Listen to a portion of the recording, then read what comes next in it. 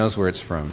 In other words, you let your mind run up the blessing to the blesser. And that's the way in which you can really enjoy the world. You can really enjoy a good meal in a way that actually makes you praise the one who you know someday is going to have you sit down at the wedding supper of the Lamb, and that will be a meal that ends all meals, and it's never over.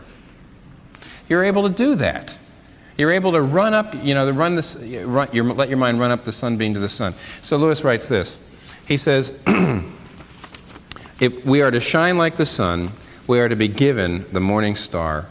If we take the imagery of Scripture seriously, if we believe that God will one day give us the morning star, as it says in Revelation, and cause us to put on the splendor of the sun, then we may surmise that both the ancient myths and the modern poetry, so false as history, is really prophecy.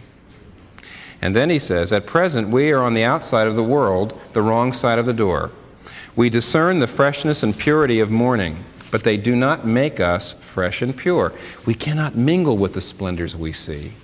But all the leaves of the New Testament are rustling with the rumor that it will not always be so. Someday, God willing, we shall get in. When human souls have become as perfect in voluntary obedience as the inanimate creation is in its lifeless obedience. Did you hear that? When human souls can be as perfect in voluntary obedience as the inanimate creation, the clams and the sun, they're all doing exactly what God created them to do. That's why they're so glorious, you see. Clam is being men and saying the inanimate creation is in its lifeless obedience, then they will put on its glory. Hard to believe. Implanted in matter, in nature, when He made the worlds, are what we now call physical pleasures. Let me repeat that. The faint, far-off results of those energies which God's creative rapture implanted in matter when He made the worlds are what we now call physical pleasures. And even thus filtered, these physical pleasures are too much for our present management.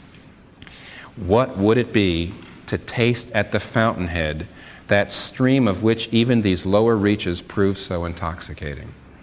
We can't handle sex. We can't handle drink. We can't handle food. We can't handle any of the physical pleasures, which he said are just far off, dim echoes of the joy that comes from actually knowing not the blessing, but the blesser. So he says, what will it be to taste at the fountainhead of that stream which even these lower reaches prove so intoxicating? Yet that is what lies before us. The whole man is to drink joy from the fountain of joy. And as St. Augustine says, the rapture of the saved soul will flow over into a glorified body.